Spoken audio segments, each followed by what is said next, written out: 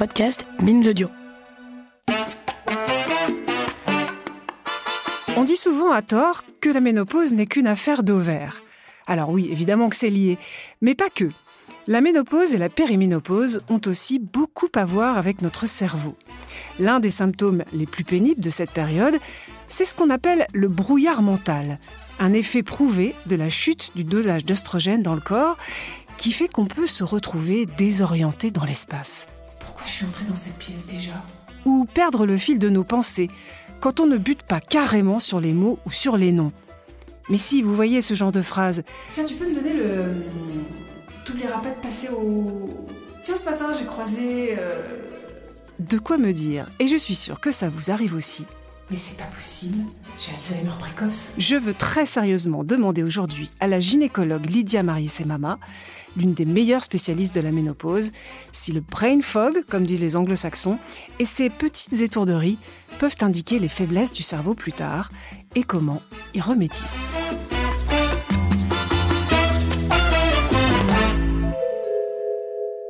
Bonjour, docteur Lydia Marié-Semama. Bonjour. Vous êtes gynécologue obstétricienne à Boulogne-Billancourt et également à l'hôpital Foch de Suresnes. Alors, je suis très curieuse de savoir si cette expression de brouillard mental, ça existe. Est-ce que c'est répertorié par le monde médical ? Ah, tout à fait, tout à fait. Les anglo-saxons l'appellent le brain fog. Et je trouve que c'est assez sympa. C'est très parlant. Ouais. Très, très parlant. Alors, vous le savez, les symptômes de la ménopause, on peut les diviser en signes physiques et en signes neurologiques, justement. Nous, c'est un petit peu une classification qu'on a. Ouais. Dans les signes physiques, il y a les bouffées de chaleur, les sueurs nocturnes, la sécheresse vulvo-vaginale, les arthralgies, etc. Mais il y a les signes neurologiques. Ces signes neurologiques, c'est justement les insomnies, les troubles du sommeil, l'asthénie, les pertes d'attention, tout ce que vous venez de dire, c'est-à-dire l'irritabilité, les bafouillages, les je sais plus à quoi je pensais, etc., etc., les troubles de la mémoire. Et donc, pour nous, c'est une entité en soi. Mais attention, là, on parle de ménopause et de périménopause. Ouais. Ce qu'il faut savoir, c'est que ces signes neurologiques apparaissent très souvent dans la périménopause et sont liés à quelque chose de connu qui a été reconnu justement dans des recherches physiologiques. Alors, c'est lié à quoi ? Expliquez-nous. Alors, vous savez que la ménopause, la définition de la ménopause, c'est l'arrêt de sécrétion des hormones ovariennes. Tout à fait. Et la définition elle-même de la ménopause, c'est 1 an après les dernières règles. C'est-à-dire que pendant 1 an, on n'a plus de règles du tout, et c'est là que l'ovaire va se tarir, on va dire. Il ne va plus y avoir de ces hormones, surtout les œstrogènes. On verra un petit peu tout à l'heure le rôle de la progestérone sur le sommeil, mais surtout les œstrogènes. Et alors, la périménopause, c'est quoi ? La périménopause, c'est toute cette période un petit peu avant, 4-5 ans avant, où les ovaires marchent un petit peu, et puis ils ne marchent plus. Alors les femmes ont des règles, et puis elles en ont plus, et puis elles ont des bouffées de chaleur, et puis d'un seul coup, le temps d'arriver pour nous voir, elles en ont plus. Et là, on sait que le moment crucial pour ces signes neurologiques, c'est la périménopause. La périménopause est vraiment une période à haut risque neurologique. Pourquoi ? Parce que il y a une espèce de charivari, moi je dirais, qui se passe à cette période-là. Un de mes copains appelle ça le Big Bang. Ouais. Pourquoi ? Parce que, je vous l'ai dit, l'ovaire sécrète, ne sécrète pas. Sécrète, ne sécrète pas. Le cerveau, il ne comprend plus rien. Il a des œstrogènes qui vont aider le transport du glucose, et puis tout d'un coup, il n'en a plus. Et tout d'un coup, il en a à nouveau. Par contre, chez les femmes vraiment ménopausées, il y a une stabilisation des choses, et là, le glucose a eu le temps, n'a pas été transporté si vous voulez, mais par contre, le cerveau a pu produire autre chose qui permettait au cerveau de marcher. Ce sont les corps cétoniques. Et donc, ce que vous êtes en train de me dire, c'est qu'après la périménopause, en fait, ça va mieux. On est Au moins niveau de la chamboulé. mémoire, oui. Ouais. Il y a des chiffres, je ne vais pas vous les donner ça, parce c'est que une bon, bonne c'est très nouvelle. casse-pied. Mais au niveau de la mémoire et de ces troubles-là, les signes sont majeurs en périménopause, moins 40% si mes souvenirs sont exacts. Moins 40% Ouais. de mémoire. Oui. Bah, dis donc, c'est énorme. Je dirais qu'il y a plus de signes de troubles de mémoire, à peu près de 40%. Ok. Par contre, on revient à plus 23% de troubles en post-ménopause. Donc, il y a vraiment une récupération. Et cette récupération au niveau de ce qu'on appelle la physiopathologie, c'est-à-dire que la cause en elle-même, c'est que en périménopause, il y a moins de glucose, qui est quand même l'énergie apportée au cerveau.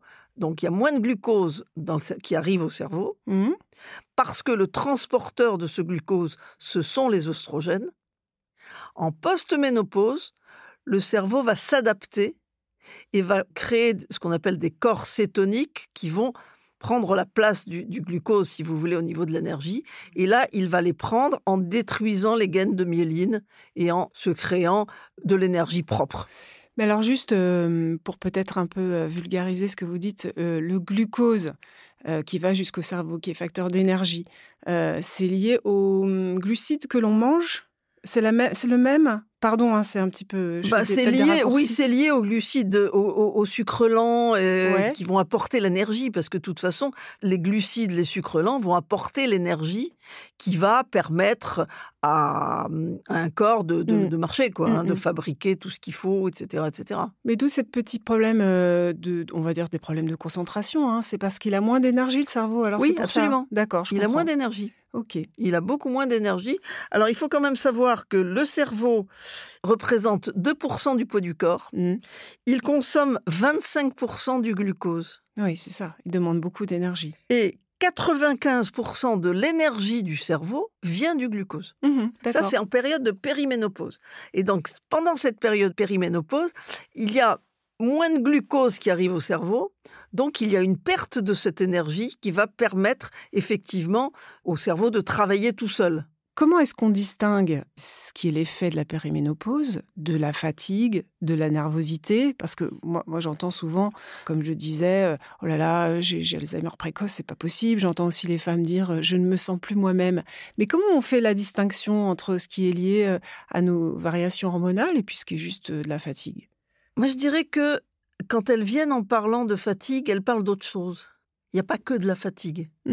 La femme de 30-35 ans qui a 2 gosses, qui travaille toute la journée, qui assure le marché, la cuisine, etc., elle est fatiguée, elle récupère très vite, mais elle va pas me parler des douleurs articulaires, elle va pas me parler des douleurs musculaires, elle va pas me parler de troubles du sommeil typiques de la ménopause, elle va me parler de sa fatigue. Ouais. En périménopause et en ménopause, la femme vient en me disant en premier... j'ai des bouffées de chaleur, ou j'ai des sueurs nocturnes, ou parfois elle n'en a pas. Mais très souvent, elle va me dire, j'ai des troubles du sommeil, j'ai du mal à m'endormir. Or, c'est typique, c'est-à-dire que c'est vraiment ce premier sommeil dont on a besoin pour ne pas être fatigué. On ne va pas rentrer dans les détails précis neurologiques, mais c'est le sommeil on demand. Et les bouffées de chaleur d'ailleurs, puisque vous en parlez, elles sont liées au cerveau aussi. Oui, alors là aussi, on a fait des grands progrès. On sait comment elles arrivent et on sait elles sont dépendantes de neurones particuliers du cerveau, ce qui fait que là, par exemple, on va pouvoir avoir en France à notre disposition, le produit y est déjà à l'étranger, en Europe, on va avoir à notre disposition un produit qui va agir justement sur ces neurones pour diminuer les bouffées de chaleur. Il y a une zone bouffée de chaleur dans le cerveau, des neurones qui vont activer ces bouffées de chaleur, qui sont toujours sur la dépendance des œstrogènes. Le meilleur traitement des bouffées de chaleur, ça a toujours été, c'est les œstrogènes. Mais on a trouvé ce qu'on appelle un neurotransmetteur, si vous voulez, qui va agir en inhibant certains neurones qui se sont mis à travailler et qui va permettre effectivement de diminuer chez beaucoup de femmes les bouffées de chaleur sans passer par le traitement hormonal. Vous savez que les bouffées de chaleur sont un marqueur important des maladies cardiovasculaires. Alors, c'est-à-dire ? C'est-à-dire que ces femmes qui ont ces bouffées de chaleur qui commencent très tôt en périménopause et qui peuvent durer longtemps, on sait qu'elles ont un haut risque de faire des maladies cardiovasculaires après. D'accord. Donc, nous, on fait très attention quand une patiente vient nous voir avec beaucoup de bouffées de chaleur. C'est-à-dire que si elles sont très fortes, ça peut annoncer des problèmes cardiaques plus tard. Ça peut annoncer des problèmes cardiovasculaires. Et d'ailleurs, la prise en charge justement de la femme à la ménopause, c'est pas le gynéco ou le médecin de famille, c'est beaucoup de monde. C'est-à-dire que le gynéco ou la gynéco doit jouer les chefs d'orchestre. C'est-à-dire qu'il doit avoir à sa disposition le cardio, le rhumato, le neurologue, pour dire ma patiente, elle a ça, qu'est-ce que tu en penses?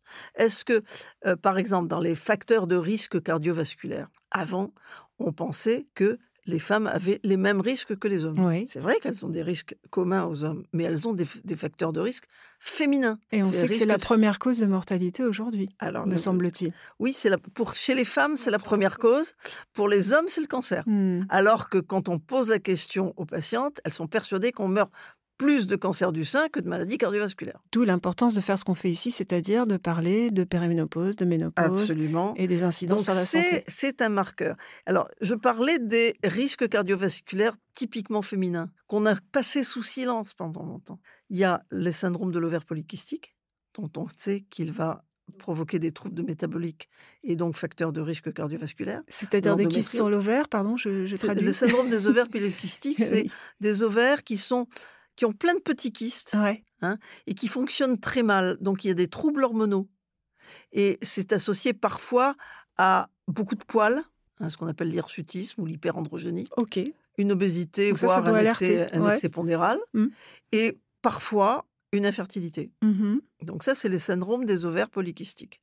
L'endométriose, elle aussi, peut jouer sur le métabolisme. Et donc, c'est un facteur de risque cardiovasculaire. Et enfin, il y a une pathologie purement liée à la grossesse.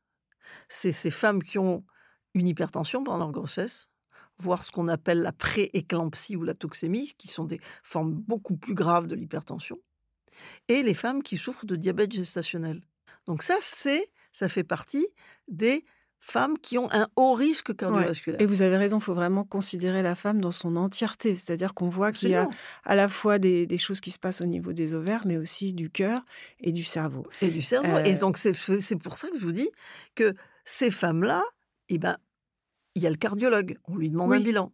La femme qui vient nous parler de troubles de la mémoire, de choses un petit peu embêtantes, etc., c'est pas moi qui vais faire le diagnostic. Moi, j'ai une idée, parce qu'elle me décrit des choses, etc. Mais j'ai un neurologue. Et dans des cas bien précis, il va faire des tests cognitifs. Alors ça, c'est si vous estimez que ça va au-delà des petites étourderies dont je parlais tout à l'heure. Tout à fait. Parce que ça m'est arrivé encore ce matin. Ah, qu'est-ce qui vous est arrivé? De demander un test cognitif à une dame, parce qu'elle m'a raconté que sa maman avait eu donc une maladie d'Alzheimer. Elle fait partie des femmes à risque parce que stress, parce que, etc., beaucoup. Il y a quand même des facteurs de risque de la maladie d'Alzheimer, etc. Disons qu'elle buvait beaucoup en plus. J'ai un peu testé, parce que bon, on fait 2 ou 3 tests. On lui dit 3-4 mots vite, puis on lui dit de les répéter, etc. Vous voyez que ça cafouille un petit peu, alors que, mon Dieu, elle a 47 ou 48 ans et que elle est un télo. Faites-moi le test, là, pour voir. Faites-moi le test. Non. Et donc, j'ai demandé à un neurologue de lui faire des tests cognitifs. Même chose pour la rhumato. La dame qui me dit non, j'ai rien, je vais très bien, etc. Puis on pousse un peu. On voit qu'elle a été anorexique, par exemple, ou on voit qu'elle ne mange pas beaucoup, ou qu'elle est végétarienne, ou que sa maman s'est cassée. Et puis elle nous dit non, mais moi ça va très bien.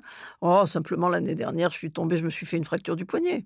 Ouais, la multiplication des fractures, ça peut être un signe annonciateur. Une fracture du poignet, une femme jeune, elle fume, etc. Je demande une ostéodensitométrie, et puis si elle est anormale, on envoie chez le rhumato. Donc vous voyez, il y a ce rôle de chef d'orchestre, comme je dis moi. Ouais. Mais le problème, c'est que les médecins ne font pas toujours le lien entre la périménopause, la ménopause et puis les troubles qu'on peut éprouver. Par exemple, lorsqu'une patiente a entre 45 et 50 ans, qu'elle dit je me sens déprimée, je me sens fatiguée, comme on disait tout à l'heure, elle est renvoyée chez elle avec des antidépresseurs. Ça, c'est un problème aussi. Et c'est grave parce que, si vous voulez, l'antidépresseur va aggraver les troubles du sommeil, par exemple. Parce qu'en fait, il n'agit pas sur le bon sommeil. Il va agir sur le mauvais sommeil. Donc, elle a l'impression qu'elle va dormir, mais c'est pas vrai. Alors que le traitement hormonal de ménopause, c'est pas un plaidoyer pour, hein, mais de donner des œstrogènes, en fait, va favoriser le bon sommeil. Il y a un autre médicament, donc que je citerai pas, qui vient de sortir sur les troubles du sommeil et qui, lui, a une action sur le bon sommeil, vous voyez?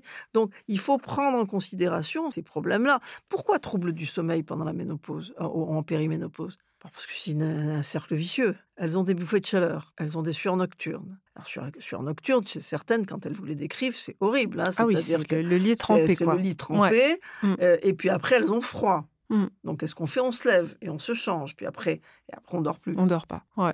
Donc Ça joue sur le c'est sommeil. ça Et joue l'humeur. et l'humeur, Ouais. parce qu'on est énervé, parce qu'on est fatigué.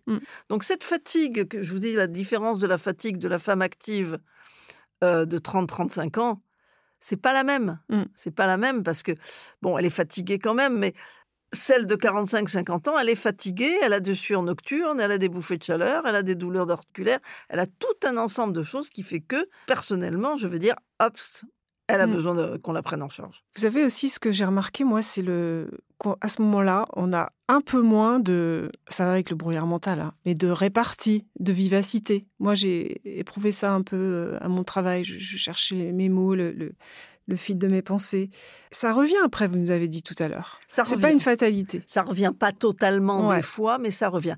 Mais alors, par contre, ce qui est certain, c'est que même si à la ménopause, la femme a ce genre de choses, quand on lui donne des œstrogènes, par exemple, ou pas, elle en a toujours moins que l'homme au même âge. Oui, elle a toujours moins de ce genre de signes, etc. C'est-à-dire que très souvent, on donne des œstrogènes, etc. Et la femme récupère. L'homme, on ne peut pas lui en donner, si vous voulez. Mais même si on dit qu'elle a beaucoup de troubles, elle en a certainement moins quand on les corrige que l'homme au même âge. Ah bon, vous êtes en train de nous dire que c'est pas typiquement féminin? Parce que parfois, on peut se demander. Alors, c'est la réaction au traitement qui est typiquement féminine. L'homme est atteint des fois beaucoup plus gravement que la femme. De troubles de mémoire? Oui. Et ça s'explique comment? Si c'est pas les variations d'œstrogène et de progestérone. Je vous avoue que j'en sais strictement rien. C'est la vieillerie. Le problème de vous parlez d'études, etc., justement, j'y reviens, c'est que pendant longtemps, surtout après 2002, on a laissé ça de côté. D'abord, il faut savoir que toutes les études des médicaments, des choses, etc., en cardio, etc., ont été faites sur des hommes et ont été transposées aux femmes, chose qu'on ne fait plus. Ça commence à être un peu connu, cette histoire, quand même. Ouais. Mais c'est vrai. C'est vrai, et on s'est rendu compte quand même qu'il y avait de grosses différences dans l'assimilation de certaines molécules par l'homme et par la femme.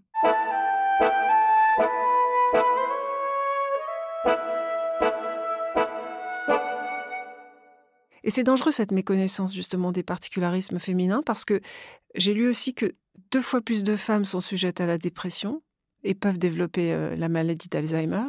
3 fois plus de chances de développer la sclérose en plaques aussi que les hommes. 4 fois plus de chances de souffrir de migraines. Donc tout ça, c'est lié au cerveau aussi. C'est lié au cerveau et c'est lié au manque d'œstrogène. Et ça, par contre, les études le montrent bien. Il y a des études d'un monsieur qui s'appelle Lopeter et des études qui montrent effectivement cette imbrication de l'œstrogène au niveau de la bonne activité cérébrale. Ça veut dire, pardon, encore une fois, si je fais des raccourcis, mais qu'il y a des estrogènes qui pénètrent dans le cerveau? C'est beaucoup plus compliqué que ça. Ils peuvent pénétrer, effectivement, mais certains neurones fabriquent des œstrogènes. Donc, et si vous voulez, cette carence en œstrogène dont je vous ai parlé, avec cette fluctuation, ça marche pas, ça marche pas, ça va créer un déficit donc bioénergétique. Donc bioénergétique, ça veut dire qu'il n'y a pas d'énergie puisqu'il n'y a pas de glucose. Et ça va créer une souffrance cérébrale. Et cette souffrance cérébrale est à l'origine de tout ce dont on a parlé, de la dépression, des bouffées de chaleur et des troubles du sommeil. Et des troubles cognitifs, pouvant aller jusqu'à la maladie d'Alzheimer chez des femmes prédisposées. C'est-à-dire que ce n'est pas toutes les femmes qui vont avoir une maladie d'Alzheimer, mais la femme prédisposée à une maladie d'Alzheimer, dans ce contexte-là de manque de glucose, etc., peut aller vers la maladie d'Alzheimer. Et est-ce que si on ressent ces symptômes-là, que j'appelle les symptômes un peu d'étourderie, de difficulté à s'orienter parfois, est-ce que si on a ces symptômes très forts, on a plus de risques de développer des problèmes cognitifs ou ça n'a rien à voir? Ou est-ce qu'on ne sait pas? On ne sait pas. En fait, on ne sait pas parce que les études sont petites, je dirais. Mais ce qu'on sait, si vous voulez, c'est que ces problèmes arrivent dans un contexte X, Y ou Z. Et chez certaines femmes, effectivement, ça peut être à l'origine d'une maladie d'Alzheimer. Et est-ce que c'est héréditaire aussi? Est-ce qu'il faut regarder du côté de sa mère? Ça peut, mais ça aussi, c'est pas tout à fait connu. Alors, puisque vous dites qu'il y a des risques de développer des troubles cognitifs, etc., comment on fait pour anticiper? Par exemple, moi, j'ai une amie qui a des vertiges et des migraines, beaucoup, depuis la périménopause, qui a décidé de faire un IRM. Est-ce que c'est utile? Ça sert à rien du tout. Ça sert à rien. Ça sert à rien du tout. Je discutais avec un neurologue l'autre jour qui me disait qu'effectivement, le fait de faire un IRM ne servait strictement à rien. En tout cas, pas pour anticiper des problèmes cognitifs. Non, pas du tout. Comment est-ce qu'on y remédie alors si on a plus de chances de développer des problèmes cognitifs? Est-ce qu'il y a des choses à faire? Alors, il y a des choses à faire. Il y a d'abord, les neurologues vous disent faire travailler la mémoire. Ouais. Vous et moi, on la fait travailler. Mais il ne faut pas s'arrêter. Et puis, il y a l'activité physique. L'hygiène de vie avec activité physique et régime méditerranéen fait retarder de 3,5 ans l'apparition d'une maladie d'Alzheimer chez une femme prédisposée. Pas mal. Régime méditerranéen, on rappelle ce que c'est? Régime méditerranéen, donc c'est l'huile d'olive, c'est les fruits, c'est les légumes, c'est pas trop de graisse, c'est... Voilà. Un peu de poisson. Oui. 3 ans, c'est pas mal. 3 ans et demi. 3 ans et demi. 3 ans et demi. Donc, si vous voulez, moi je dirais qu'en conclusion, pour parler un petit peu de ce que je conseille à mes patientes, c'est-à-dire que tous ces signes dont on a parlé, si vous voulez, ils vont aggraver ce déclin cognitif, cette perte de mémoire, ce truc ça va l'aggraver. Mais il n'y a pas que le traitement hormonal de ménopause qui va compenser. Ça va le compenser, c'est vrai, mais chez certaines femmes, ou bien elles veulent pas, ou bien on peut pas. Et donc, à ce moment-là, c'est lui qui va donner la meilleure réponse. Mais à ce moment-là, on sait comment prendre en charge. Maintenant, on a un moyen de prendre en charge les bouffées de chaleur. On a des produits pour prendre en charge la dépression et pas ceux qu'on connaît, il y en a d'autres. On a des produits récents sur le trouble du sommeil. Et là, il faut absolument qu'effectivement, les médecins soient au courant et qu'ils prennent en charge les patientes, non seulement avec des hormones, mais je dirais morceau par morceau. Merci beaucoup, docteur Lydia Varier-Semama. C'était passionnant. Ça nous a éclairé, je crois. Et moi, je retiens en tout cas qu'on peut récupérer sa vivacité, sa mémoire après la périménopause. Et ça, je trouve que c'est la bonne nouvelle du jour. Merci beaucoup d'être passé nous voir. Merci à vous. Je remercie aussi Juliette Livartowski pour la production de cet épisode, ainsi que Paul Berthiaud et Marie Jaworski chez Binge Audio à la réalisation. Prenez soin de vous.